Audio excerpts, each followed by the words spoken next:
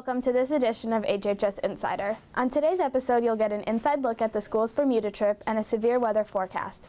There are so many clubs at Hamden High School that the majority of students may be unaware of. One of our newest clubs, the Radio Club, creates a weekly radio show right here in the Insider studio. Up next, Chris tells us more about this new opportunity. You know how the TV studio is home to the TV production class and HHS Insider. But recently, 8213 became home to a new area of media. The journey to make it possible was a long one, but eventually it became this.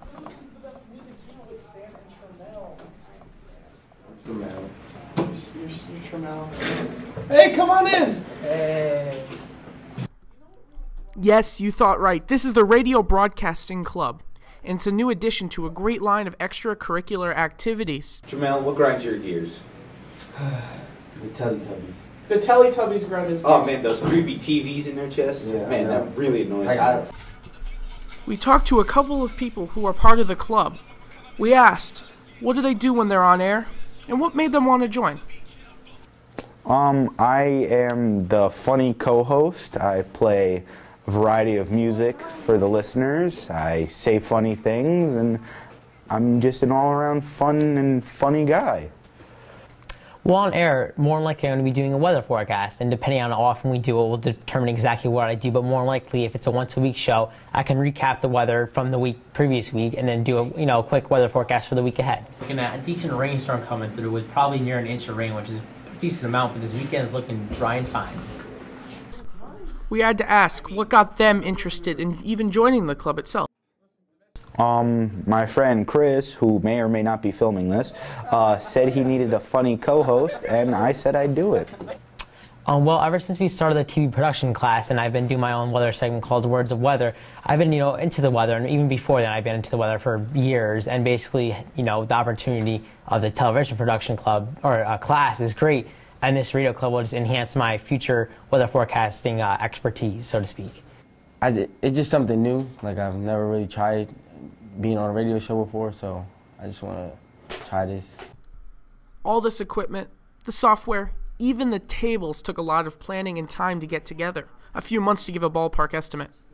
Money and a lot of after-school work from many of the members helped to make it possible, though. The club usually does its broadcasts from 3 to 4 p.m. on Mondays. Recently, they had their first broadcast, so we went out into the field to see if we could get some feedback on the show. Sam and Chris, who are in my TV production class, wanted me to listen to it one day in class. I was like, okay, why not? So I did, and it was pretty good. One of my friends told me to look it up. We'll start a radio club after school. Just tuned in. The cheesy jokes that you guys all say, mostly by Sam, they're great, and I think they're really funny. Oh, and some jokes by Chris, too, I thought the people in it were pretty funny, and I'm pretty sure one of them is a close friend. Do you think that this radio show is possibly a successful show in the future? I think anything is possible for this radio station. Just seems like it'll be successful and be around for a long time. Go to livestream.com/Hamden High Live to easily watch and listen to our shows. You can even watch our previous shows by going to the latest videos right on the homepage. You can even like us on Facebook by going to www.facebook.com/Hamden High Live. Chris Gamlin, HHS Insider. You're listening to Hamden High Live. I'm Sam Nisafaro. Now to your host, DJ Chris G. Every year, a group of very lucky students and teachers go on our school's Bermuda Workshop. More than just a vacation, the trip is a tremendous learning experience. Their time is spent learning about and helping Bermuda's environment, all while creating an exciting and unique time. The most northernmost coral reef in the world. It's within a few hours' flight of New York, so it's readily accessible. And there's a wonderful facility there, the Bermuda Institute of Ocean Sciences. So the kids work with some scientists in the field. They do research. We do a lot of collecting, and they keep a wet lab. So they get some really good hands-on experience and get to experience another culture at the same time. The first thing students have to do is be interested in going and want to go and learn about the ocean and coral reefs and see what marine biologists do. And then we get them ready by having them come to meetings after school or at night where they learn a little bit about the history of Bermuda. They learn about coral reefs and how coral reefs are formed. They learn about the cultural aspects of this country that they're going to be visiting. They learn how to snorkel. We take them into the pool several times, and they learn how to use a mask and fins and snorkel, how to dive to at least the bottom of the high school pool, which is 11 feet.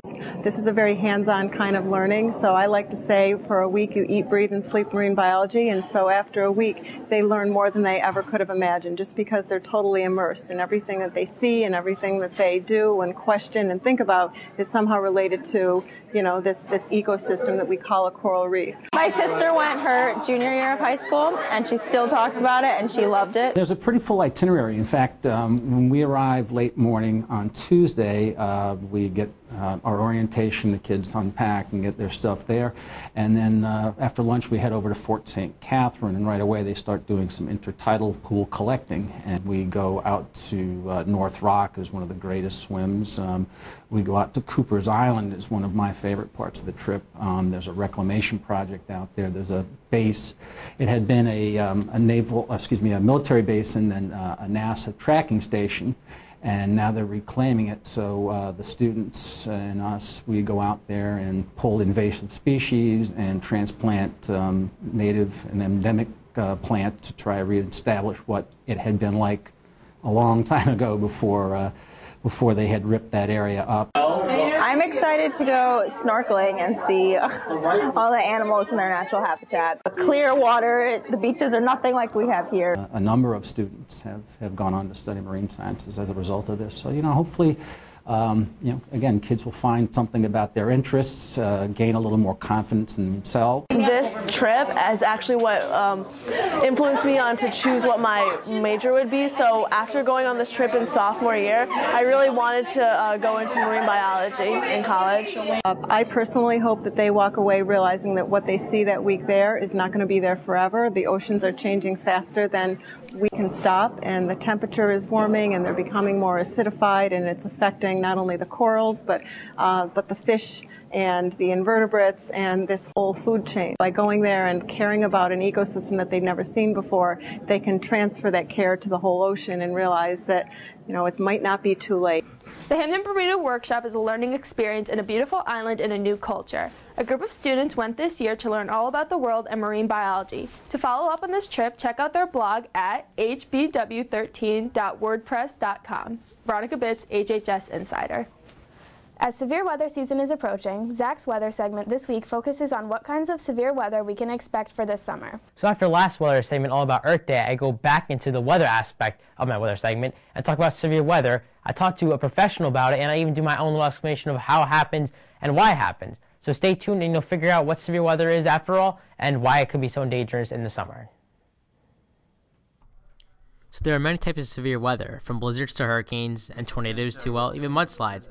But this, for my show, I focus on the thunderstorm aspect and what happens every season across the country. And this is how it happens and why it's so dangerous. Warm, moist air. It doesn't have to be unstable because it can be forced upward like up a mountain slope. So you need lots of warm, moist air because that's the lightest possible air. Moist air is light air, not dense air. Moist air is light. Even though it feels muggy, it's very light, and it, combined with warmth, will rise easily if it's given a little influence, like converging winds at the surface, or up a mountain slope, or up over a warm front or a cold front. And you'll get thunderstorms that way, but you need the moisture and the forced rising of the air. You really need those higher dew points. You can get away with moderate dew points, but then you need a lot of uplift. So severe weather, what is it? Well, we found out from Dr. Fulmer what it is, but how does it happen and how does it affect your daily life? Well, here's a good setup of what can happen. This is basically Tornado Alley. You've probably heard of it. It's basically in the heart of the country. And what normally happens, you have the warm, moist air from the Gulf pumping in as a cool Canadian air kind of gets forced down. And in between the two clashes of air, well, they really don't like each other. It's like, you know, opposites attract, and, well, these kind of do too, because they don't really like it. So basically what happens is the cold front, basically, you know, you have a big, powerful cold front with a low pressure, and, you know, along the cold front, basically severe thunderstorms happen, and that just happens because there's a two clash of air masses, and the warm air overrides the cold air, and that basically what creates thunderstorms. And that can be very dangerous in the summer, and that's what happens in the Northeast, in the West, basically anywhere across the U.S. in the northern hemisphere in the summer. So thanks for watching my weather segment all about severe weather this time. But you have to go to my weather show, Words of Weather, on YouTube. You can search it, or it'll be linked on the Hamden website to see the full, in-depth PowerPoint that I do with the screen on what severe weather is and how it affects us every year, and what you need to know to stay safe during thunderstorms, and how you can get in contact with me and the professionals as soon as severe weather breaks. So Zach Duhame, HHS Insider. To see the full explanation, go to Zach's Words of Weather segment. A link can be found on the HHS Insider page. For this week's Pop Culture Madness Minute, Sam and Chris created a special video game edition. Let's see what they recommend this week. Hi everyone, and welcome to the special video game edition of the Pop Culture Madness Minute. Today we'll be talking about the new video game from NetherRealm, Injustice: Gods Among Us, and the video game movie Wreck-It Ralph. Injustice: Gods Among Us is a fighting game of epic proportions, made by Ed Boon, who also created the most recent Mortal Kombat game. This game features over 24 characters from the DC Comics universe. The characters range from the ones everyone knows, like Batman and Superman, to the more obscure ones, like Solomon Grundy and Killer Frost. Arenas in this game feature various locations from the DC Comics, such as Wayne Manor, the Batcave, and the Justice League Watchtower. The arenas in this game have interactable backgrounds. You can pick up the cars in the Metropolis and throw them at your opponent. You can throw the TVs in Arkham Asylum, and you can even throw the chandelier in Wayne Mansion. Also, let's just take a minute to look at how beautiful these backgrounds are. They are beautiful, Chris. Yes, they are. Next up, we have the video game movie Wreck-It Ralph. This movie centers on a video game villain who tires of being the bad guy all the time. I don't want to be the bad guy anymore. He decides to leave the game and head to other games where he can become a hero, earning a medal. After entering hero's duty, he realizes how violent video games have become. He gets his medal and takes an escape pod, which crash lands in Mario Kart-like racing game, Sugar Rush. Without giving much away for those of you who haven't seen this movie, chaos ensues. Once Ralph lands on Sugar Rush, it becomes a good movie, actually. This movie also has a lot of video game fan service. At Villains Anonymous, it features a lot of well-known video game villains like Bowser, the Orange Ghost from Pac-Man, Dr. Eggman, and Kano from Mortal Kombat. Well, that's all, folks. Thanks for watching. Thanks for watching, and we will see you next time on the Pop Culture Madness Minute. Thanks for watching. See you next time on HHS Insider.